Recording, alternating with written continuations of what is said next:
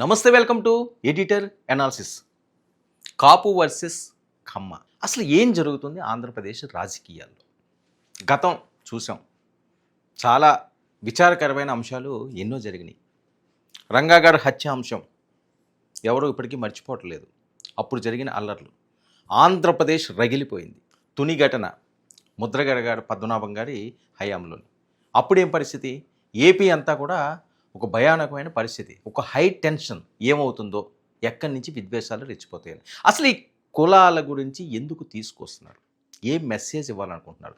ఏపీలో కుల రాజకీయాలు మళ్ళీ రాజుకుంటున్నాయా? ఇది ఇప్పుడు అందరిలో ఉన్న ప్రశ్న. కాపుల ఆరాధ్య నాయకుడిగా రంగా గారు ఉన్నారు. ఆయన చనిపోయినప్పుడు చెలరేగల వివాదాలన్నీ కూడా ఇప్పటికీ కూడా స్మరించుకుంటుంటారు. ఎలా జరిగిందని అవకాశం వచ్చినప్పుడల్లా ఒకసారి దాన్ని స్మరించుకుంటుంటారు. మరి కొన్నేళ్ల తర్వాత తుల్లో రైలు దగ్ధం కేసులో మరోసారి ఒక్కసారిగా బగ్గుమన్నది, నేను ముందుగా చెప్పినట్లుగా. మరి కాపు నాయకుడు ముద్రగడని అరెస్ట్ చేసే సమయంలో కూడా రగడొచ్చింది. ఇప్పుడు అంబటి ఇష్యూలో కూడా మళ్ళీ కాపు వర్సెస్ కమ్మగా రచ్చ ఎందుకు సాగుతుంది? అసలు ఈ కాపు ఏంటి, కమ్మ ఏంటి, రెడ్డి ఏంటి, రాజు ఏంటి, ఇంకొక కులం ఏంటి, ఇంకొక కులం ఏంటి? ప్రతి ఒక్కడికి ఉండేది రక్తమే, అది ఎర్రగానే ఉంటుంది. కులాలన్నది మనం చూసి పుట్టలేదు. కులాల్లో మనం బతకాలనుకోవడం కూడా మంచిది కాదు. సరే, మనవాడు అనుకోవడంలో తప్పులేదు. మనదే తోపు, మనమే గొప్ప అనే విధంగా ఎందుకు తీసుకుంటున్నారు? అసలు రాజకీయ ముసుగులో కుల రాజకీయాల ప్రస్తావన ఎందుకు వస్తుంది? ఇది కదా ప్రశ్నించుకోవాల్సింది మనం. కాపు కమ్మ కమ్యూనిటీల మధ్య రచ్చ జరగడానికి రీజన్లు ఏంటి? ఎందుకు ప్రతిసారి ఈ అంశం వస్తుంది? మరి ఓట్ల కోసమే కులాలను ముందుకు తీసుకువస్తున్నారా? అంబటి రాంబాబు క్షమాపణ చెప్పినా అరెస్ట్ చేయడం అనే అంశాన్ని ఒక పెద్ద ఇష్యూగా ఈరోజు చూస్తున్నారు. కాపు నాయకులు అందరూ వెళ్తున్నారు, ఆయన్ని పరామర్శిస్తున్నారు, వాళ్ళ కుటుంబ సభ్యులను పరామర్శించారు, వాళ్ళ అమ్మాయి గారు మాట్లాడడం మొదలుపెట్టారు. ఇప్పుడు కొద్దిసేపటి క్రితం అంబటి రాంబాబు గారు ఫుల్ ఫైర్ అయిపోయి సుదీర్ఘమైన ప్రెస్ మీట్లో తనదైన భాష్యంతో ఆయన మాట్లాడిన నేపథ్యం. పవన్ కళ్యాణ్ ఎప్పుడు అసహ్యంగా మాట్లాడలేదా అంటున్నాడు ఆయన. గతంలో వైసీపీ ఎమ్మెల్యేని నా కొడకల్లారా అంటూ తిట్టలేదా? నాకు అనడానికి కూడా ఇబ్బందిగా ఉన్నది, కానీ తప్పట్లేదు. ఆయన అన్న మాటలు నేను చెప్పాలి కాబట్టి ఆ బయటలు కూడా మీరు విందిరి. కానీ నా కొడకల్లారా అనలేదా? అప్పుడు నేను ఎమ్మెల్యేగా ఉన్నాను, మరి అప్పుడు నా కొడక అంటే అర్థం ఏంటి అంటున్నాడు ఆయన. సో ఇప్పుడు అంబటి రాంబాబు గారు ఏంటంటే దాన్నే ట్రస్ట్ చేస్తున్నారు. కొడకల్లారా అంటే దాని అర్థం ఏంటి అని అడుగుతున్నాడు ఆయన. కొడకల్లారా అంటే దాని అర్థం ఏంటి? మరి నువ్వు ఎప్పుడైనా బాధపడ్డావా పవన్ కళ్యాణ్ అని చెప్పి డైరెక్ట్గా ప్రశ్నిస్తున్నారు. మరి నేను క్షమాపణలు చెప్పినా నా మీద దాడులు చేశారు, నేను కులం లేని అనాథన, నాపై దాడి చేస్తే ఎవరు రియాక్ట్ అవ్వరా? నేను కాపు కాదన్నట్టు ఈయన నాగబాబు గారు మాట్లాడుతున్నారు అంటే ఇలాంటి ప్రస్తావనలన్నీ కూడా మళ్ళీ రెచ్చగొట్టే దారుల్లో ఉంటున్నాయి. ఎవరు రెచ్చగొట్టకూడదండి. నేను అంబటి రాంబాబు గారు రెచ్చగొడుతున్నారు, ఆయనే రెచ్చగొడుతున్నారు నేను చెప్పట్లేదు. మిగతా వాళ్ళు కూడా ఈ అంశాన్ని వదిలిపెట్టేయండి. అర్ధరాత్రి పోలీసులు నన్ను కొట్టడానికి ప్రయత్నించారు, మరి మాజీ మంత్రి అని కూడా చూడనగా దారుణంగా వాళ్ళు వ్యవహరించారని, మరి రిమాండ్ రిపోర్ట్లో అరే కమ్మనా కొడకల్లారా అని ఈయన అన్నట్టు, కమ్మనా కొడుకులు ఇక్కడ ఉంటే చంపేస్తా. మరి చంద్రబాబు కమ్మనా కొడక అని ఎప్పుడైనా తిట్టానా నేను చంద్రబాబు నాయుడు గారిని? అంటే అది అనొద్దురా బాబు, అది అనకండ్రా బాబు, ఎందుకు వచ్చిన గొడవలరా అయ్యా అయిందని చెప్పి అందరూ దాన్ని వదిలేయండి అని చెప్పి నెత్తి నోరు కొట్టుకుంటుంటే మళ్ళీ అదే ప్రస్తావన అదే మాట ఎందుకు వస్తుంది? ఎందుకు ఈ కొడకల్లారా అనే మాట ఎందుకు వస్తున్నది? ఎవరికెవరు కొడుకులు? ఏం మాట్లాడాలనుకుంటున్నారు? ఏం మెసేజ్ ఇవ్వాలనుకుంటున్నారు? ఎందుకు పదే దీన్ని తీసుకొస్తున్నారు? ఆయన కులం పెట్టి ఎప్పుడు తిట్టలేదు అంటున్నాడు. మరి కమ్మ సామాజిక వర్గాన్ని నేను అనరాని మాటలు అన్నట్లుగా రిపోర్టర్ రాశారన్నది ఆయన ఆవేదన. మరి నా ఇంటి మీద దాడి చేసి కమ్మ సామాజిక వర్గానికి చెందిన వారే, వాళ్ళ ఇంటి మీద దాడి చేసింది వాళ్ళే అని చెప్పి మళ్ళీ ఆ సామాజిక వర్గాన్ని తీసుకురావడం. మరి అసహ్యంగా మాట్లాడినందుకు దాడులు జరుగుతాయా పవన్ కళ్యాణ్ గారి గురించి? మరి అసహ్యంగా మాట్లాడితే కేసులు పెట్టాలి, అంతేగాని దాడులు చేస్తారా? సో ఇది అందరూ ఖండించారండి. అంబటి రాంబాబు గారు అన్న మాట 100% కరెక్ట్. ఆ రోజు మాట్లాడిన మాటకి వీళ్ళు వెళ్ళి దాడి చేయడం తప్పు. అలాగే పట్టాభి మాట్లాడిన మాటకు కూడా పట్టాభి ఇంటి మీద దాడి చేయడం తప్పనే చెప్పాం. చంద్రబాబు గారి ఇంటి మీదకి వెళ్ళడం కూడా తప్పనే చెప్పాం. టీడీపీ ఆఫీసుని దగ్ధం చేయడం కూడా తప్పనే చెప్పాం. ఇష్టం వచ్చినట్లుగా దాన్ని పగలగొట్టడం కూడా తప్పనే చెప్పాం. ఆ రోజు అది తప్పే, ఈరోజు ఇది తప్పే. అందరూ తప్పులు చేస్తున్నారు, మీరు తప్పులు చేసుకుంటున్నారు. ఈరోజు సమాజానికి ఏం మెసేజ్ ఇస్తున్నారు? ప్రజలను ఎందుకు ఇబ్బంది పెడుతున్నారు? ఇప్పుడు ఎందుకు రెచ్చగొడుతున్నారు కులాలది? అది కదా ప్రశ్నించుకోవాల్సింది. మరి కేంద్ర మంత్రి పెమ్మసానికి ఈయన మళ్ళీ సవాల్ విసురుతున్నాడు. తనకు సినిమాను చూపించి మీరు విలన్లు అయ్యారని ఫైర్ చేస్తున్నాడు ఆయన. అంతేకాకుండా అసలు హీరో ఎవరో ఆలోచించుకోవాలంటున్నాడు. అంటే ఆయన హీరోగా ఓకే చెప్పుకోవాలి, ఎవరికి వాళ్ళే హీరో, ఎవరింటికి వాళ్ళే హీరోలు.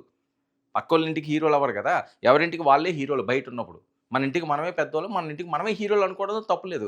మరి అన్నిటికీ మూల్యం చెల్లించుకోవాల్సిన పరిస్థితి వస్తుందని చెప్పి డైరెక్ట్గా వార్నింగ్. ప్రతి క్షణాన్ని చంద్రబాబు పెమ్మసాని మానిటరింగ్ చేశారట. ఈయన ఏం చేస్తున్నారో ఎలా జరుగుతున్నది. మరి నాకు ఒక రోజు వస్తుంది, 18 రోజులు జైల్లో పెడితే అంబటి రాంబాబు భయపడిపోతాడా? చంపేస్తే చస్తా, బతికుంటే సాధిస్తా. ఇది పంచి డైలాగ్ అంబటి రాంబాబు గారు. సరే, ఏ అంశమన్నా మాట్లాడొచ్చు, ఏదన్నా చెయ్యొచ్చు, ఏ రకమైన అంశాలు కూడా చెప్పొచ్చు. ఆయన ఏం మాట్లాడుతారో బయటలు కూడా వినండి. పవన్ కళ్యాణ్ గారు అసహ్యంగా మాట్లాడినందుకే ఈ రాష్ట్రంలో దాడులు జరుగుతున్నాయి అనుకున్నాం. కాసేపు నేను అసహ్యంగా మాట్లాడాను, పొరపాటుని క్షమాపణ చెప్పానే, పశ్చాత్తాపడ్డానే, అయినా దాడులు చేస్తారా? జనసేన అధిపతి పవన్ కళ్యాణ్ గారిని నేను సూటిగా అడుగుతా ఉన్నా, మీరు అసహ్యంగా ఎప్పుడు మాట్లాడలేదా? గుర్తు చేయకపోతే నేను చెప్తా వినండి. గుర్తుందా? ఇప్పుడు వింటున్నారా మీరు? వినకపోతే యూట్యూబ్ ఆన్ చేసుకుని నేను మాట్లాడే మాటలు వినండి. వైసీపీ ఎమ్మెల్యే నా కొడకల్లారా, చెప్పు పైకి తీసావు. ఎక్కడా స్పర్ ఆఫ్ ది మూమెంట్ కాదు, గొడవలో కాదు, ఒక వేదిక మీద, నీ జనసేన నాయకులందరూ కూర్చున్నటువంటి వేదిక మీద, మీడియా అంతా ఉన్నటువంటి వేదిక మీద ఒక మైక్ పెట్టుకుని మాట్లాడావు. నేను అలా కాదు, spur of the moment, mike లేదు, కారులో ఉన్నాను, క్షమాపణ చెప్పాను. వైసీపీ ఎమ్మెల్యే నా కొడకల్లారా అన్నావే, ఏదో అప్పుడు ఎమ్మెల్యేనేగా. నేను అడుగుతా ఉన్నా, ఇప్పుడైనా పశ్చాత్తాపడ్డా? నీ జన్మలో ఇప్పుడైనా పశ్చాత్తాపడ్డావా? నేను పడ్డానయ్యా, ఎమ్మటే వితిన్ అవర్స్ లో పడ్డా. నా మీద దాడి చేయడం కరెక్ట్ అంటావు నువ్వు. పోనీ ఇప్పటికైనా పశ్చాత్తాపడుతున్నావా? అయినా అంబటి రాంబాబు కాపును ఆపాదిస్తారేంటి? అంటే నేను కాపును కాదనమాట, వాళ్ళే కాపులు అనమాట. అంబటి రాంబాబు కాపును ఆపాదిస్తారేంటి? సందర్భం వచ్చినప్పుడు కాపుల కోసం గొంతెత్తిన వాడిని కూడా మనం చేస్తున్నా. మీరు గొంతులు మూసుకున్నారయ్యా. నువ్వు మీ తమ్ముడు పవన్ కళ్యాణ్, చిరంజీవి గొంతెత్తాడు, గుర్తు చేస్తున్నా. పవన్ కళ్యాణ్ గారు దొరకలేదండి. ముద్రగడ పద్మనాభం గారు తర్వాత చెప్పాడు నాకు, ఎన్నిసార్లు ఫోన్ చేసినా పవన్ కళ్యాణ్ గారు ఎత్తట్లేదండి అని. నేను కాపులు నాయకుడని జగన్మోహన్ రెడ్డి అంటే ఈడట కాపోతాడంటావు నువ్వు.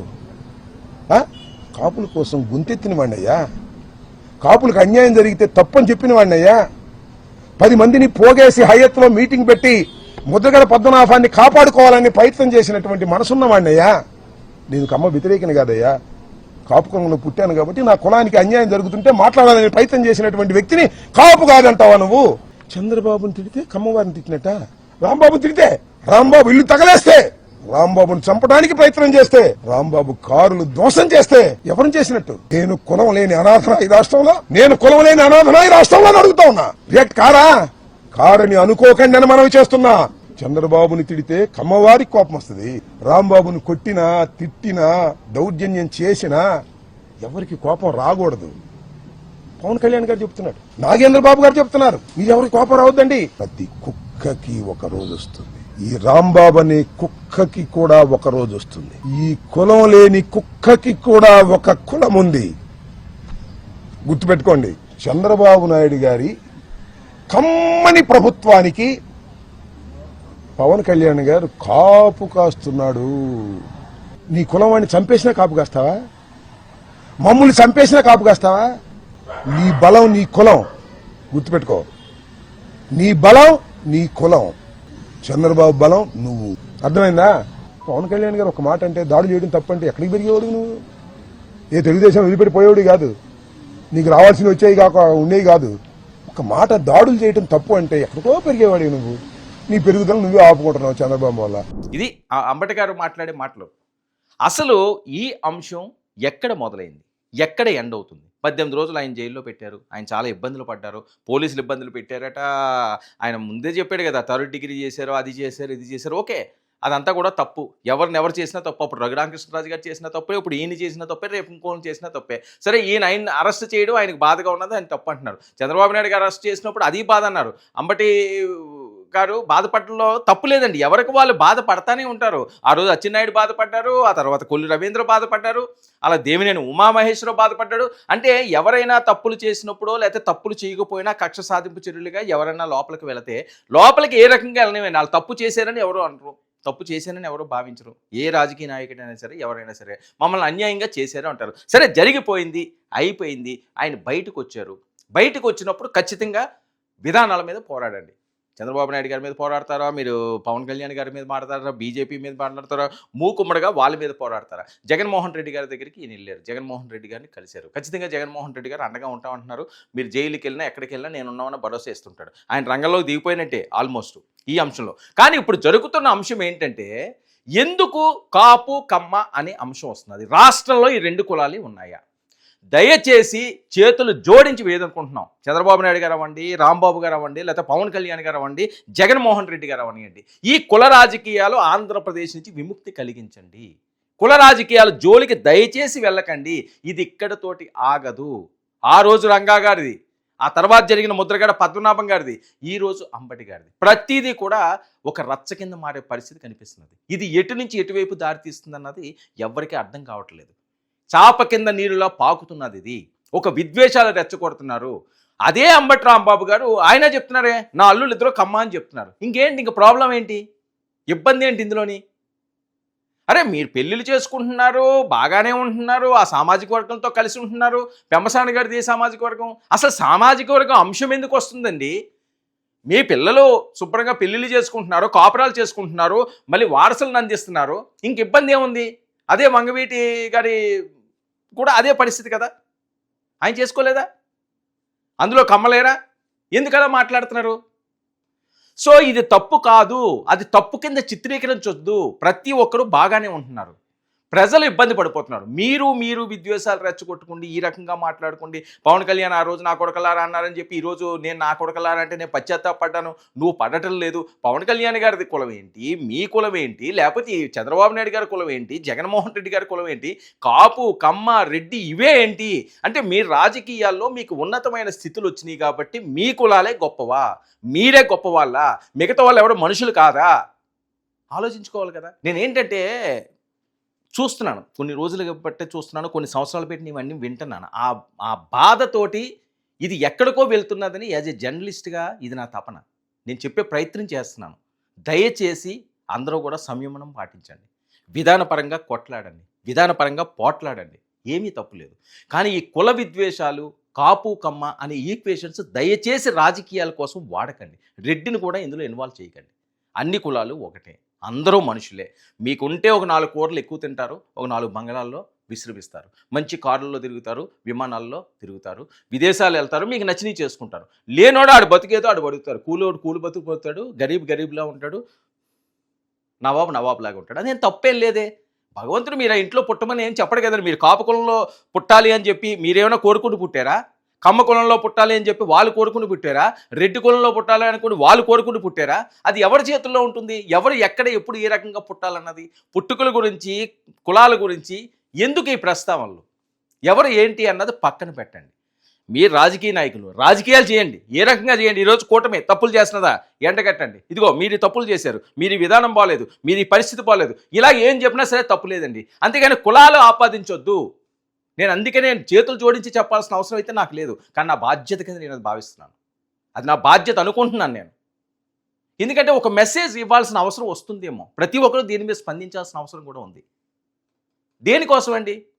కులాలు దేనికి తీసుకొస్తున్నారు, ఎక్కడికి తీసుకువెళ్తున్నారు? అక్కడితో ఆగుతుందా? అది ఆగే పరిస్థితి ఉంటుందా?